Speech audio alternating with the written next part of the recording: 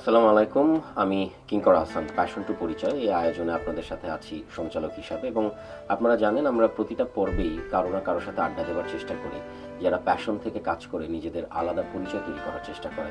আজকে আমাদের সাথে আছেন সাংবাদিক এবং একই সাথে লেখক রাব্বি হোসেন। কেমন আছেন আপনি? ভালো আছি। তারপরও চারদিকে এত যুদ্ধ বিগ্রহ, মন খারাপের খবরই বেশি টেলিভিশন খুললেই। তারপরও আলহামদুলিল্লাহ ভালোই আছি। আমরা এই মন খারাপের ভিতরে আসলে আমাদের বেঁচে থাকতে হয়, বেঁচে থাকার স্বপ্ন আমরা দেখি। আপনার ব্যাপারে শুরুতেই জানতে চাচ্ছি যে আপনি সাংবাদিক এবং জুলাই আন্দোলনে আপনার একটা গুরুত্বপূর্ণ ভূমিকা ছিল। আপনারা সেই সময় সংবাদ সংগ্রহ করার চেষ্টা করেছেন এবং ছোটাছুটির মধ্যে ছিলেন। আপনি বলছিলেন যে খাবার সুযোগটা আপনারা পেতেন না। একটু করে যদি ওই সময়ের অভিজ্ঞতার কথা জানতে চাই।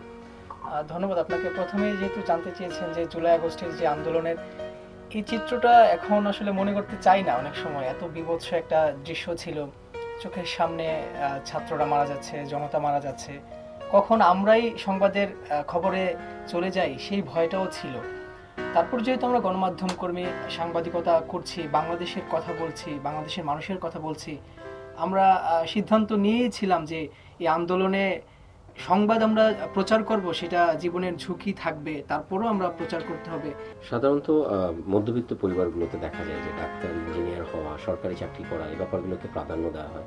আপনি সাংবাদিক হবেন, সেই সিদ্ধান্ত কবে নিলেন এবং পরিবারের সাপোর্টটা কেমন সেখানে?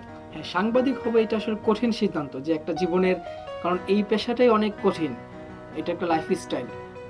ছোটবেলা বাবা মার স্বপ্ন ছিল যে ছেলে হয়তো ভালো চাকরি করবে আর ডিফেন্সে যাবে, এরকম স্বপ্ন তাদের ছিল। আবার মাঝে মাঝে বাবা মা বলতেন যে তুমি ভালো মানুষ হও। তো আমার কাছে মনে হয়েছে আমি যে পরিবেশে বড় হয়েছি বা আমার যে অঞ্চলে বড় হয়েছি, মানুষের দুঃখ বোধ দেখে দেখে বড় হয়েছি। মানুষজন, যারা বেশিরভাগ মানুষই হচ্ছে জেলে, কৃষক, তাদের যে জীবনের দুঃখ গাথা বা তারা এই যে পরিশ্রম করে বড় হচ্ছে, তারা ছোট থেকে বড় হচ্ছে, তাদের যেই সমাজ ব্যবস্থা বা তাদের যেই জীবন পরিচালনা, আমার কাছে মনে হয়েছে এটা খুবই কঠিন। এবং এই কথা বলার মানুষ আমার এলাকায় নাই, তেমন একটা নাই। যে একটা মানুষ বড় হচ্ছে, ছোট হচ্ছে, তাকে শেখানো হচ্ছে তুমি কিভাবে সংসারটাকে বড় করবা, কিভাবে আমাদের এলাকায় দোচালা চৌচালা ঘর বলে, এই দোচালা ঘর থেকে তুমি কিভাবে একটা বিল্ডিং দিতে পারবা, একটা দালান দিতে পারবা, কিভাবে তুমি পড়াশোনা শেষ করে আমাকে তুমি সমাজে প্রতিষ্ঠিত করতে পারবা, এই সংগ্রামটা আমি ছোট থেকেই দেখেছি। তো আমার কাছে মনে হয়েছে এই কথাগুলো মানুষকে বলা উচিত এবং মানুষের জন্য কাজ করা উচিত। তারপর থেকে আমি লেখালেখির সঙ্গে যুক্ত হই। পত্রিকাতে এই ছোট ছোট গল্প পাঠাতাম, কবিতা পাঠাতাম। আবার মাঝে মাঝে পত্রিকাতে আমাদের কাছে চিঠি বের হতো যে আপনি চিঠি লিখুন, মনের কথা লিখুন। আমি লিখতাম যে আমার এলাকায় সাঁকো নাই, আমার এলাকায় একটা ব্রিজ প্রয়োজন, আমার এলাকার রাস্তাটা খুবই নোংরা, আমার এই মানুষ হেঁটে যেতে পারছে না, বৃষ্টি হলে কাদা হয়ে যাচ্ছে। তো এই কথাগুলো আমি পত্রিকাতে চিঠি লিখে পাঠাইতাম, তারা আবার ছাপাতো।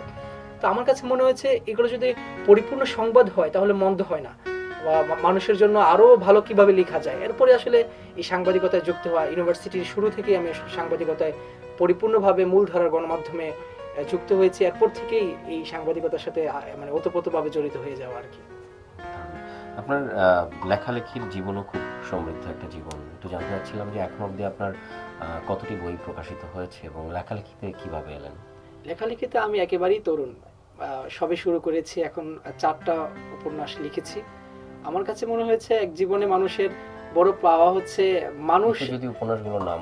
আমার প্রথম উপন্যাস স্মৃতির রুমাল, সেটি ঘাসফুল থেকে বের হয়েছিল। এরপরে পরবর্তী আরেকটা উপন্যাস এসেছে নিশিদিন, সেটা একই প্রকাশনী থেকে। এরপরে আসছে মেহু নামে আরেকটা উপন্যাস আসছে। লাস্ট এই বছরই বইমেলাতে প্রকাশিত হয়েছে মিয়াবাড়ির উঠান।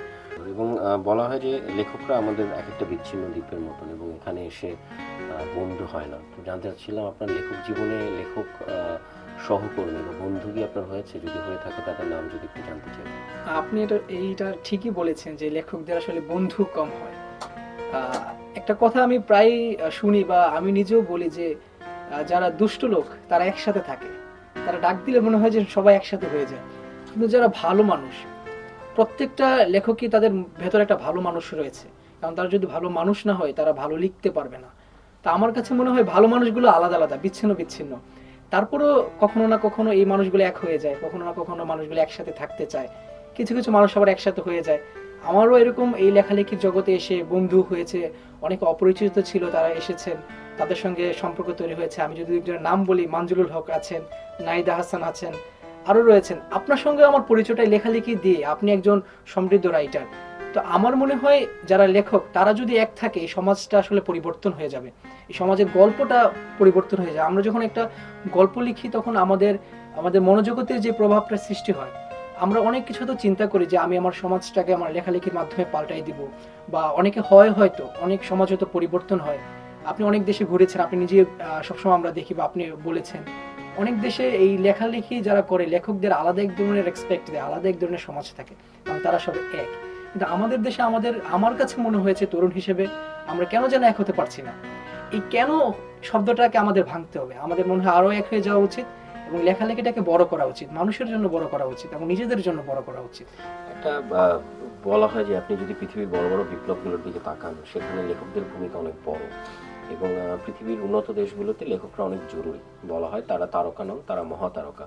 কিন্তু বাংলাদেশে দেখা যায় যে অনেক সময় ভিউয়ের কথাও যদি বলেন, মানুষের কথাও যদি বলেন, কার কথা শুনছে, একজন টিকটকারের ভিউ অনেক বেশি, যেখানে লেখককে হয়তো কেউ চেনেই না। আবার একজন ইনফ্লুয়েন্সার যতটা জরুরি হয়ে ওঠে বাংলাদেশের সমাজে, লেখক ততটা না। এই অবস্থা থেকে আসলে বেরিয়ে আসা যায় কিভাবে? লেখকরা কেন পিছিয়ে আছেন? বাংলাদেশের লেখকরা কেন পাঠকদের সাথে বা সাধারণ জনগণের সাথে নিজেদের সংযোগ তৈরি করতে পারছেন না? আমার কাছে মনে হয়, আমি যখন ছোট ছিলাম আমার কাছে মনে হয়েছে যে প্রত্যেকটা রাইটার তার একক সত্তা নিয়ে বেঁচে থাকে, এটা আমার কাছে তখন মনে হয়েছিল।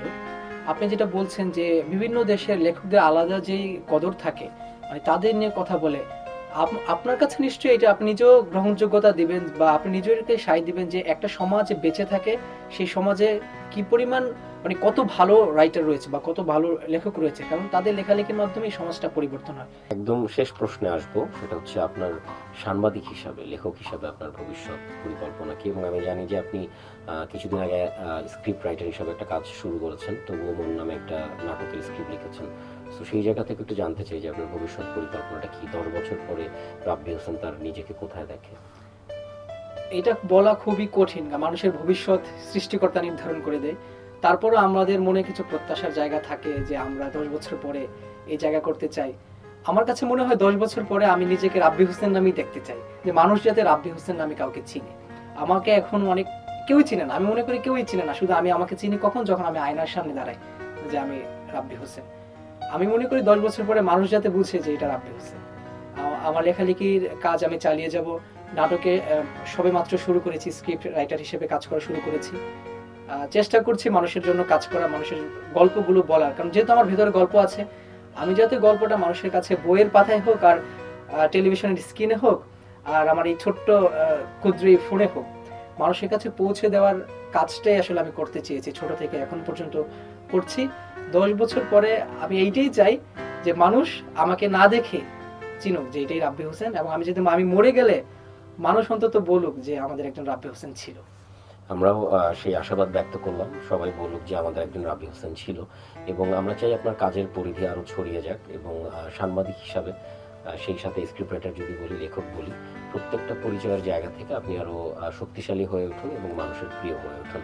আমাদের আড্ডা আজকে এখানে শেষ করতে হচ্ছে। ওদের ভবিষ্যতে যদি আমাদের কখনো আবার সুযোগ হয়, আমরা একসাথে আড্ডা দেওয়ার চেষ্টা করবো। কিন্তু তার আগে আপনার যদি শেষ মুহূর্তে কিছু বলার থাকে দর্শকদের উদ্দেশ্যে, তাহলে আপনি বলতে পারেন।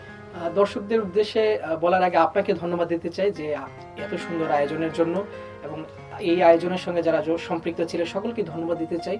আর দর্শকদের বলতে চাই না, সকলকেই বলতে চাই একসঙ্গে যে আমাদের নিজেদের ভেতরে একটা বাংলাদেশ তৈরি করি আমরা, যে আমরা বাংলাদেশের জন্য কাজ করব। আমি সবসময় মনে করি যে আমরা যদি নিজেই মনে করি যে আমি একটা বাংলাদেশ, তাহলে আজকে এই সমাজটা অনেক সুন্দর হবে। এবং আমরা টেলিভিশন খুললে এখন যুদ্ধের খবর দেখি, নিহত হয়েছে, আহত হয়েছে, মানুষ মানুষকে মেরে ফেলছে। এই হানাহানি রক্ত বন্ধ হবে যখন আমরা নিজেই বুঝতে পারবো যে মানুষ মানুষের জন্য কতটা জরুরি। আর যখন আমরা বুঝতে পারবো, তখনই আমরা অন্যকে আর মেরে ফেলতে চাইবো না, অন্যের উপর আমরা পারমাণবিক অস্ত্র তাক করতে পারবো না, আমরা ক্ষেপণাস্ত্র তাক করতে পারবো না। এই যুদ্ধ বিগ্রহটা বন্ধ হোক, একটা শান্তির সমাজ তৈরি হোক। আমরা সকলেই বাংলাদেশের কথা বলতে চাই আর বাংলাদেশকেই তুলে ধরতে চাই, এটি আসলে বলবো সকলকে। এই কাজ করার জন্য আসলে আমার পক্ষ থেকে অনুরোধ থাকবে। অনেক ধন্যবাদ আপনাকে।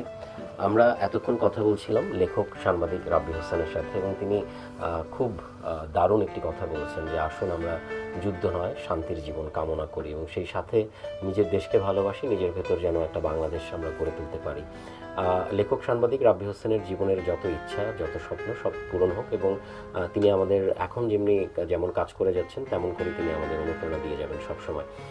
শুভকামনা রইল তার জন্য। আজকের মতো বিদায় নিচ্ছি। আমি কিঙ্কর হাসান। আবার কোনো এপিসোডে আমি আপনাদের সামনে আসব রাব্বি হোসেনের মতন স্বপ্ন দেখা, স্বপ্নবাজ কোনো মানুষকে সাথে নিয়ে। আল্লাহ হাফেজ সবাইকে।